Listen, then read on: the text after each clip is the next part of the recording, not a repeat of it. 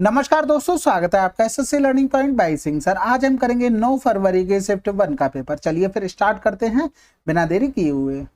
यदि किसी शंकु के तिर्यक ऊंचाई और त्रिज्या इतनी और इतनी है तो कुल पृष्ठीय क्षेत्रफल बताइए। अब सिंपल सी बात यह है, कुल पृष्ठीय क्षेत्रफल होता क्या है, उसका कर्व सरफेस एरिया यानी कि पाई आर एल आ जाएगा और नीचे पाई आर स्क्वायर आ जाएगा। क्योंकि हम इस तरीके से बनाते हैं तो इस तरीके से बनता है, कर्व सरफेस एरिया बनता है और एक नीचे सर्कल बनता है। टोटल लिख लिया, बात खत्म हो गई। वहां से तिर्यक ऊंचाई हमको दी हुई थी, किसी की तो कमी नहीं थी, समझ गए। तो ये वाला फार्मूला कभी कभी क्या होता है कि आपको एरिया दे के दे देता है, तो ये वाले फार्मूला यूज जरूर किया करो, ठीक है। बाकी क्या हो गया, पाई 22/7 हो गया। आर की वैल्यू कितनी दे दी, 7 दे दी, और दोनों का जोड़ देंगे तो 12 7 19 हो गया। ये कैंसिल आउट हो गया, 19 दूनी 38 की 8 हासिल लगा 3 हो गया। 19 दूनी 38 और 3 41 आंसर, ठीक है। हमने ये वाला फार्मूला लगा दिया, बात वही पड़ती है, बस लिखने का तरीका हो गया। मैं सोचा था कि कुछ और भी दिया गया होगा, कोई बात नहीं, सब अपनी बात है। प्रमोद, अखिल और रमन एक कार्य को 14 दिनों में करते हैं। अखिल और रमन समान कार्य को 77 दिनों में करता है। दिनों की संख्या ज्ञात करें जिसमें प्रमोद उसी कार्य को पूरा कर सकता है। प्रमोद का पूछा है, यानी कि गुणे 77 कर दो, बटे में दोनों का डिफरेंस 7 से 4 गया, कितना बचा 3, फिर 7 से 1 गया, कितना बचा 7 एकम 7, 7 ने 63 हो गया।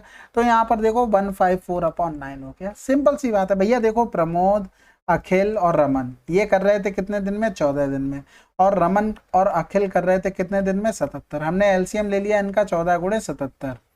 तो ये यहाँ से देखो इनकी इफिशियंसी 77 हो गई, इनकी 14 हो गई, यानी कि इन दोनों की 14 है। और हमें निकालना किसका, अच्छा प्रमोद का निकालना था। देखो यहाँ पर किसकी किसकी लिख दी मैंने, क्या क्या नाम लिख दिए, रमन और अखिल, यानी कि इन दोनों की 14 थी, यानी कि इनकी 14 थी। तो यहाँ से ये बताओ 77 चाहिए था, यानी कि दोनों का डिफरेंस कर देते तो हमें इसकी मिल जाती। तो ये चीज डायरेक्ट लिखो ना महाराज, क्या दिक्कत है इसमें, समझने की कोशिश किया करो। अच्छे 10% की छूट देकर 5,000 अंकित मूल्य वाला एक सूटकेस बेच रहा है, और यदि भुगतान नगद में किया जाए तो आगे 10% की छूट और प्रदान करता है। एक ग्राहक ने अच्छे से सूटकेस खरीदा, उसे नगद में भुगतान किया, उसने अच्छित को कितनी धनराशि दी। अब सिंपल सी बात देखो, 10% की छूट देकर 5,000 का अंकित मूल्य वाला सूटकेस बेच रहा है, यानी कि 9 का गुणा हुआ होगा, फिर एक और दे दी, यानी कि 9 नेम 81 हो गया, 5 एकम 5, 5 अट्ठे 40, 405 आंसर आ गया। किसी में सेम लिखा है, नहीं लिखा, फिर जीरो को क्यों वैल्यू देनी है। आप लिखेंगे 90/100, फिर 90/100, फिर 100 से 100 काट रहे हैं, नहीं करना भाई, इतना करोगे तब तो हो गया। फिर एक कस्बे की जनसंख्या 64,000 है, जिसमें प्रति वर्ष इसकी वर्तमान जनसंख्या के 1/8वें भाग के बराबर वृद्धि होती है, तो वर्ष बाद जनसंख्या क्या होगी। देखो 1/8 के बराबर हो रही है ना, यानी कि 8 से चीज अगर 1 बढ़ रही है तो 9 हो रही है, यानी कि हमें देखना पड़ेगा 64 गुणे 9 गुणे 9 और बटे में 8 गुणे 8, यानी कि ये कैंसिल आउट हो गया। 9 ने 81 किसमें दिख रहा है, बात खत्म हो गई भाई। पहले संख्या 8 थी, अगर 1 से 1/8 बढ़ा दें तो ये 9 हो जाएगी, यानी कि 2 बार यही तो बड़ी है, यानी कि 64 की वैल्यू हमको दी गई थी 64,000, और फिर यहाँ से 9 ने 81 की वैल्यू निकालनी। लेकिन ये करना नहीं है, करना आपको इतना है भाई, कैलकुलेशन आपको किसी को दिखानी नहीं रहती। एक टंकी में रिसाव के कारण टंकी में 220 लीटर पानी बचा है, जिसमें मूल रूप से 240 लीटर पानी था। पानी का प्रतिशत हानि बताइए। बताओ 240 था, 240 से 220 बचा, यानी कि 20 का रिसाव हो गया, किससे हो गया, 240 से, गुणा कर दो 100, यानी कि लगभग 8.5% के आसपास आंसर आ जाएगा। भाई यहाँ से करेंगे, ये कितना आया, 2 एकम 2, 2 दूनी 4 हो गया। अब यहाँ से अगर इसको बनाते तो 2 छक्के 12 हो गया, 2 पंजे 10 हो गया, तो यहाँ से करेंगे 6 अट्ठे 48 हो जाएगा, क्योंकि यहाँ पर 2 पंजे 10 हुआ है, ठीक है। तो ज्यादा सोचना नहीं, आपको सरल सा सवाल था। एक दूध वाले ने 1630 में 90 लीटर दूध खरीदा, बहुत ठीक है, उसमें 15 लीटर पानी मिला दिया, बेईमानी कर रहा है भाई। यदि वह इसे इतने रुपए प्रति लीटर की दर से बेचता तो उसका लाभ परसेंटेज क्या होता। तो देखो 90 लीटर था, इसमें 15 लीटर मिला दिया, यानी कि 90 और 10 100, 105 लीटर टोटल हो गया, उसको बेच दिया इतने के हिसाब से। और चीज थी कितने की, 90 लीटर थी पूरे 1630 की, समझ गए बात को। और बेचा कितने में, इतने में बेचा है। अब यहाँ से बना लो, इसका रेशियो आसान रहेगा, 6 3 9, यानी कि 5 से ही कटेगा, तो 5 दूनी 10 हो गया। या तो कोई फायदा हो रहा, देख लो यहाँ से नीचे क्या आ रहा है, 163 आ रहा, सब में ना काटो, चलो ठीक है ऐसे ही रहने दो। 19 पे ना 95 हो गया, 19 से कम 19 हो गया। देखो कितना फायदा लिया, 5 का 9 से 3 गया 6 हो गया, और 9 से 6 गया 3 हो गया, बटे में A1630। इसीलिए नहीं काटा कि हो सकता बाद में हमारा काम चल जाए, ठीक है।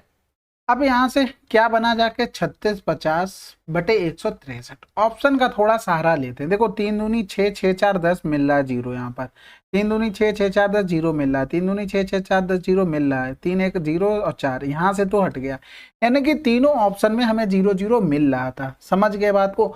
अब यहाँ से हम एक चीज देखते हैं कि कितनी बार भाग जा सकता है। सबसे पहले देखो, अगर एक बार जाएगा तो ये तो कैंसिल कर दो, एक बार जाएगा बहुत कम बचेगा, 16 दूनी 32 भी कर सकते हैं क्योंकि 36 से बहुत छोटा है। तो हमारे दो ऑप्शन कट चुके हैं। अब हमें थोड़ी सावधानी बरतनी पड़ेगी। हमें देखना पड़ेगा, या तो भाग कर लो या तो फिर ये देख लो कि 22 का टेबल पढ़कर देख लो। हमें दोनों में से एक काम करना, जैसे इसमें क्या हो रहा है, ऑप्शन में ये दोनों में से एक आएगा, या तो भाग करेंगे तब भी ठीक है। 22 का गुणा कर लो, 22 तिया 66 हो गया, हासिल लगा 6 हो गया, फिर 22 छक्का 132 और 6 138 हो गया, हासिल लगा 13 हो गया, 22 से कम 22 और 13 35 हो गया। अब इसमें देखो 64 जोड़ेगा या तो 14 जोड़ेगा। सबसे पहले देखो 3586 है, हमें जाने के लिए 14 जोड़ेंगे तो ये तो यहीं रह जाएगा, तो इसको तो मतलब ही नहीं, ये पूरा पूरा 100 बना देगा, हमें ये थोड़ी ना चाहिए, तो ये कैंसिल हो गया। बाकी 64 जोड़ के देख लो, 6 4 10 की जीरो, हासिल लगा 1 9 6 15 6 36 50 आ गया। ऑप्शन का सहारा ले लिया। बाकी कैलकुलेशन आप भाग करके इतना बनाएंगे कोई मतलब नहीं बनेगा, क्या फायदा इतना करते रहोगे। चतुर्थीय अनुपात बताना, देखो हमने हमेशा बताया था अगर इस तरीके से लिखा मिल जाए तो इन दोनों का मल्टीप्लाई अपॉन में ये याद रखो, ठीक है, तो हमेशा फायदा रहेगा, कैलकुलेशन में भी आसानी रहेगी। इससे कहते हैं क्या, ए कॉमन ले लिया तो बचा क्या, ए माइनस का बी, इधर हो गया ए स्क्वायर प्लस का बी स्क्वायर, अपॉन में क्या था, ए स्क्वायर माइनस का बी स्क्वायर और ए स्क्वायर प्लस का बी स्क्वायर।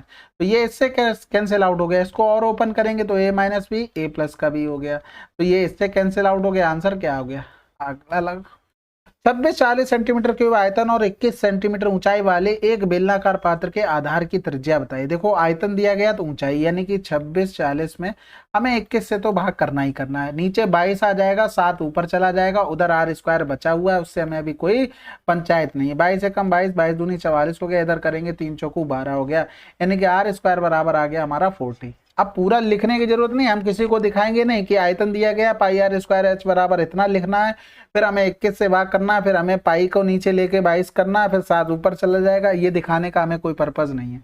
अब यहाँ से देखो इसका अगर स्क्वायर देखो किसके पास आ रहा है, 6 के पास, 6 रंग 36 यानी कि 6 से तो ज्यादा होगा, तो ये कैंसिल ये कैंसिल ये कैंसिल, आंसर। अगला सवाल, रानू एक कार को 10 दिनों में पूरा कर सकती है जबकि रूबी उसी कार को 15 दिनों में कर सकती है। रानू ने शुरू करते हुए यदि वे एकांतर आधार में एक एक दिन कार्य करे तो पूरा कितने दिनों में समाप्त हो जाएगा। एलसीएम आपको पता है कितना आ जाएगा, 15 चौकू 60, यानी कि टोटल काम हो गया 60। शुरू कौन करेगा, रानू काम कर रहा है और फिर रूबी काम कर रहा है, यानी कि रूबी को ऐसे लिख लो, ठीक है। तो यहाँ से 6 एफिशिएंसी इसकी होगी, 4 इसकी होगी, तो शुरू किया यानी कि 6 4 10 हो गया यहाँ से, यानी कि 10 काम हो रहा है कितने दिन में, 2 डेज में। तो यहाँ से अगर हम भाग करेंगे 10 से तो ये कै दिन में काम निपट रहा है, 6 दिन में, लेकिन हमें 2 का गुणा करना पड़ेगा, 12 आंसर।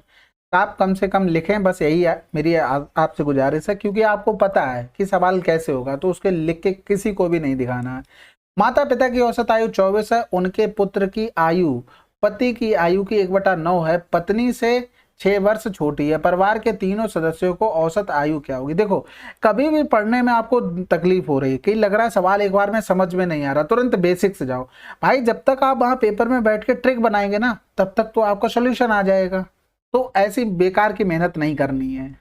अब यहां से देखो पुत्र की आयु हमें निकालने के लिए हमें क्या चाहिए, माता पिता में पिता की आयु चाहिए, पत्नी पति से 6 वर्ष छोटी है। तो यहां से देखो अगर हम इनका सम निकालते तो 24 दूनी 48, छोटी है तो हमने माइनस कर दिया 42, यानी कि दोनों के पास 21 तो रहा होगा, लेकिन पिता 6 वर्ष बढ़ा रहा होगा, तो यानी कि 27 का, इसका 1/9 कर देंगे तो कितना आ जाएगा, 3 आ जाएगा।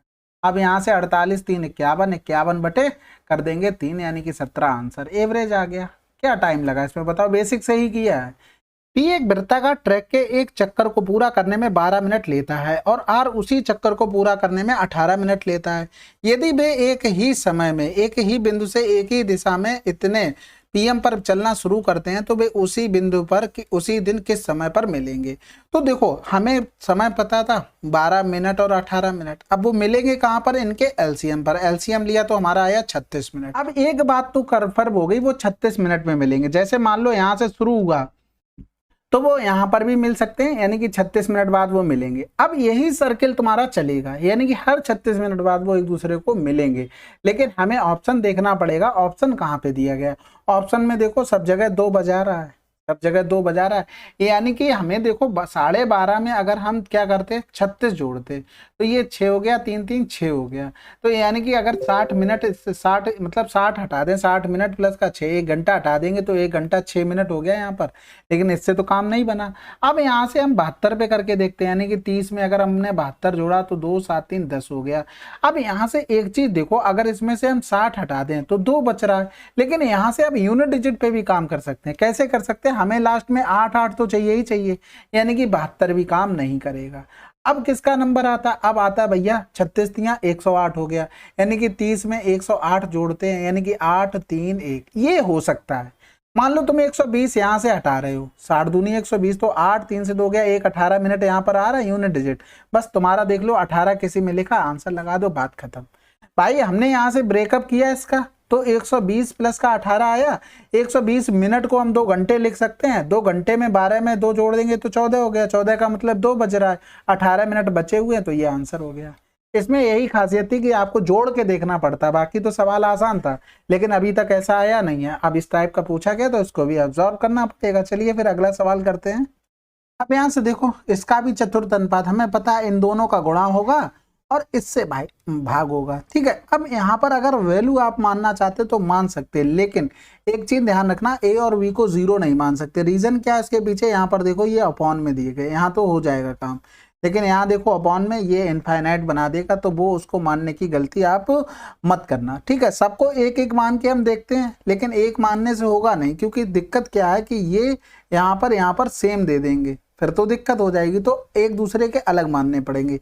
ये तो आप वैल्यू पुटिंग करेंगे। बाकी देखो कैसे करेंगे, सिंपल है, ए स्क्वायर प्लस का ए बी और प्लस में बी स्क्वायर अपॉन में हो गया ए की पावर 3। यहाँ से क्या करेंगे, कुछ कॉमन ले लो, ए भी कॉमन ले लिया तो अच्छा, पूरे से ए कॉमन ले लो ना, क्या करना है भाई, ए पूरे से कॉमन ले लिया तो ए स्क्वायर प्लस का ए बी और प्लस का बी स्क्वायर हो गया। ये इससे कैंसिल आउट हो जाएगा, बचेगा क्या, ए प्लस का बी अपॉन ए बचेगा। सबको इंडिविजुअल डिवाइड कर दो ए से, ये भी आसान था, तो आंसर आ जाएगा 1 प्लस का बी अपॉन ए। अगला सवाल। वैल्यू पुटिंग आजकल कम काम करती है। रीजन क्या है कि सवाल ही इतने इजी होते हैं और डर भी रहता है कि गलत ना हो जाए, तो बहुत कम रेयर ही होता है कि मैं यूज करूं। मैं पूरा विधिवत सवाल करता हूं, क्योंकि अगर आपको पता होगा कैसे होगा तो वो जल्दी हो जाता है। एक कार यदि इतनी चाल से चलती है तो एक निश्चित दूरी तय करने में 5 घंटे का समय लेती है। उसी दूरी को इतने घंटे में तय करने के लिए चाल क्या होगी? सिंपल सा हमें पता है, रेशियो पता लग गया कि 10 और 5 का है, बस खत्म। 5 इधर आ जाएगा, 5 छक्का 30 हो जाएगा, 10 छक्का 8, 10 छक्का 60, आंसर हो गया। ये तो समय का हो गया रेशियो, हमने स्पीड का निकाल लिया 5 और 10। हमें इसकी दी गई थी 30, 6 गुना हो रहा था, इसका भी 6 गुना कर लिया। भाई देखो डिस्टेंस तो कांस्टेंट हो गई, तो समय का रेशियो उसका अपोजिट क्या हो जाएगा, स्पीड का रेशियो, बात खत्म। 12% वार्षिक दर से 2 वर्ष का चक्रवृद्धि ब्याज इतना है। जब ब्याज वार्षिक रूप से चक्रवृद्धि होता है तो मूलधन ज्ञात कीजिए। देखो 12 12 दूनी 24 हो गया, 24 दशमलव यानी कि 25.44 की वैल्यू हमको दे दी है 1908। हमें निकालना क्या, 100 की वैल्यू, यानी कि यहाँ से 2 जीरो ऊपर चिपका दो। अब यहाँ से जो भी कट रहा है पहले तो उसको काट लेते हैं, तो 4 छंग 24 हो गया, 1 बचा, 4 तियां 12, 4 छंग 24 हो गया। फिर यहाँ से करेंगे ये 25 हो गया, फिर आगे और भी हो जाएगा अभी, तो 4 नेम 36, यानी कि 4 एकम 4, 2 बच गया, 4 पंजे 20, 4 नेम 36 हो गया। इधर करेंगे तो 4 चौकू 16, 3 बच गया, 4 सत्ते 28 हो गया, 2 बच गया, 4 सत्ते 28 हो गया। तो देखो 25 सत्ते 175 हो गया, और फिर नीचे में 159 हो गया। या तो देखो 9 में गुणा किसका करें, 5 मिल जाए, तो हमारे पास एक ऑप्शन कट रहा है, बाकी तो अभी 3 अभी जिंदा हैं, तो उनको लेकर करना पड़ेगा। तो हमें क्या करना पड़ेगा, पहले तो गुणा करना पड़ेगा। गुणा करने से अच्छा पहले ये देख लो 4 7 7, ये कहीं कट तो नहीं रहा है, कट जाएगा तो ठीक है, 15 तियां 45, 3 बार कट गया, 25 तियां 75, आंसर। ठीक है, आसान था, बाकी कोई दिक्कत नहीं। ठीक है, अगला सवाल करते हैं। दो प्राकृतिक संख्याओं का योग इतना है, उनका महत्तम समावर्त उनके लघुत्तम समावर्त क्रमशः इतने इतने हैं, संख्याओं के बीच पूर्ण अंतर ज्ञात करें। देखो सिंपल सी संख्याएं, अगर ए और बी मानते तो इनके साथ एचसीएफ चिपका होता ना भाई, एचसीएफ तो दोनों में होगा। अगर हम इनका सम लिखते तो ए प्लस बी 28 कॉमन लेके 140/28 हो गया, ये कई बार चला जाएगा, 5 अट्ठे 40, 5 दूनी 10, 4 14। अगर हमें ये भी पता है first number into second number बराबर क्या होता है, एलसीएम इंटू एचसीएफ होता है, यानी कि 28A इंटू 28V बराबर क्या हो गया 168 इंटू में 28। तो ये तो कैंसिल आउट हो गया, तो ए बी बराबर क्या लिख सकते हैं 168/28 हो गया, यानी कि 6×8 = 48 हो गया, 6 बार ये चला गया, ए बी बराबर क्या आ गया 6 आ गया। अब हमें चाहिए क्या, दोनों का डिफरेंस चाहिए, यानी कि हमें देखो ये फार्मूला तो पढ़ा होगा ना आपने, बराबर ए दिया हो तो x - 1/x पे जाने के लिए क्या करते हैं, a² माइनस वाले पे जाते हैं तो माइनस का, अगर माइनस वाले पे प्लस पे जा रहे होते तो प्लस का कर देते। तो यहाँ पर हमें माइनस वाले पे जाना तो क्या करना है, 5 का स्क्वायर करना, 25 माइनस का 4। लेकिन यहाँ पर जो ध्यान रखने वाली चीज होती है क्या होती है कि जैसे यहाँ पर भी इसका गुणा चिपकाया जाता है, तो यहाँ पर गुणा चिपकाते हैं तो ये कैंसिल हो जाता है, तो यहाँ पर फर्क नहीं पड़ता, लेकिन यहाँ पर गुणा चिपकाएंगे तो फर्क पड़ेगा। ठीक है, तो इसलिए ये चीज ध्यान रखना। बाकी देखो अभी और बता देते हैं ये आता कैसे है, 6 चौक 24 हो गया, तो यहां से कितना आ गया 1 आ गया। ठीक है, अब ये a - b का आया, यानी कि संख्याएं आपने क्या मानी थी, ये मानी थी, यानी कि 28। ये ध्यान रखने वाली बात होती है, कभी कभी अगर भूल जाते हैं, हमेशा ध्यान रखो भाई। तुमने एक निकाली है यहाँ से, कोई दिक्कत नहीं है, फिर यहाँ से ये संख्याएं एक्चुअल में तो ये संख्याएं हैं, इनका हमने डिफरेंस किया तो हमारे पास 28 कॉमन आ गया, a - b की वैल्यू क्या है 1 है। तो पता लगे जल्दबाजी में ये गलत कर बैठो, ऐसा मत करना, नहीं तो बहुत ब्लंडर हो जाएगा। बाई का x% 90 के 2/3 के बराबर है। ठीक है, तो x इंटू बाई का मान क्या होगा, देखो बाई का x यानी कि हमें पता लग गया x इंटू वाई बराबर 100 ऊपर चला जाएगा, यानी कि 90 × 100 × में 2/3 हो गया, 3 × 9 3 दूनी 6 किसी में लिखा है, यानी कि 0 3 आएंगे। अब 0 को वैल्यू दे दो, क्योंकि यहाँ पर 60 भी लिखा था तो थोड़ा सा ध्यान रखना पड़ेगा। 45 और 50 छात्रों वाले 2 बैचों के औसत अंक इतने और इतने, सभी छात्रों के औसत अंक क्या होंगे। यहां से थोड़ा सा रेशियो बना लो, 5 नेम 45, 5 एकम 5, यानी कि 9 लोगों का एवरेज 78 है, 10 लोगों का एवरेज 65 है। इनके बीच में कुछ भी एवरेज आप मान सकते हैं, समझ गए बात को। अगर बीच का एवरेज लेते कुछ भी 70 ले लो, क्योंकि हमें नीचे इधर उसको भी देखना है ना, कैलकुलेशन करनी पड़ेगी, तो ये ध्यान रखना। तो ये तो प्लस का 8 हो गया, ये माइनस का 5 हो गया, यानी कि 9 8 72 हो गया प्लस का, और 10 पंजे 50 हो गया माइनस का, यानी कि एवरेज हमारा कितना बढ़ रहा है, और 2 7 में से 5 गया 2 प्लस का आया, यानी कि इतना बढ़ रहा है। तो एक लोगों में कितना बढ़ेगा बटे 19, यानी कि एवरेज में कितना बढ़ेगा 22/19, 19 सत्ते 133 हो गया, 0 प्लस का 22/19 हो गया, यानी कि 1352/19 आंसर। अगला सवाल, किसी वस्तु का क्रय मूल्य विक्रय मूल्य इतना तो प्रतिशत हानि बताओ। बताओ, इससे आसान सवाल नहीं हो सकता, इसको करवाएंगे भी नहीं। ठीक है, ये क्या हुआ, डबल डबल कैसे हो गया, चलो कोई बात नहीं। ए और बी अभाज्य संख्या है, तो निम्नलिखित में से क्या ए और बी का योग नहीं हो सकता है, जहां ए और बी भिन्न अभाज्य संख्या है। तो देखो ऑप्शन से बना लो, यहाँ 28 पे पहुंचने के लिए 23 + 5 दोनों आसपास हैं, दोनों अभाज्य संख्या हैं। यहाँ पर 7 + का 3 ये भी दोनों अभाज्य हैं। यहाँ पर 14 के पास देख लो 11 दिख रहा 3 दिख रहा, दोनों हो सकती है। यहाँ पर देखो इस 6 के पास क्या है 5 है, 5 में 1 जोड़ोगे ये तो नहीं है ना, यानी कि 3 भी लिख लो तो 3 3 6 होना चाहिए था, यही नहीं होगा। सिंपल, ऑप्शन चेक कर लिया करो, दिक्कत हुआ। एक दुकानदार अपने स्टोर की प्रत्येक वस्तु को 18% की छूट देने की घोषणा करता है, और इतने लागत वाली एक वस्तु के लिए ग्राहक को कितने मूल्य का भुगतान करना चाहिए। तो देखो 55, यहाँ से थोड़ी सी मेहनत करनी पड़ेगी, देखते हैं जहां तक बचता है उतना बचाने की भी कोशिश करेंगे। 82 अपॉन कितना हो गया 100 हो गया, निकटतम पूर्णांक तक पूछा है उसने, तो इसमें से मेहनत वाकई में वो करवा रहा है। लेकिन हम यहाँ से एक चीज देख सकते थे कि अगर मान लो हम 80 का ही गुणा करते, इसमें 80 का मान लो ये 5500 में ही गुणा करते तो कितना आता, 3 0 तो आते ही आते, 8 पन्ना 40 हो गया, यहाँ से लगातार 8 पन्ना 40 4 44। अभी तो हमने संख्याएं कम कर दी तभी इतना आ रहा है, तो यहाँ से आंसर लगा दो ना, क्या दिक्कत है भाई।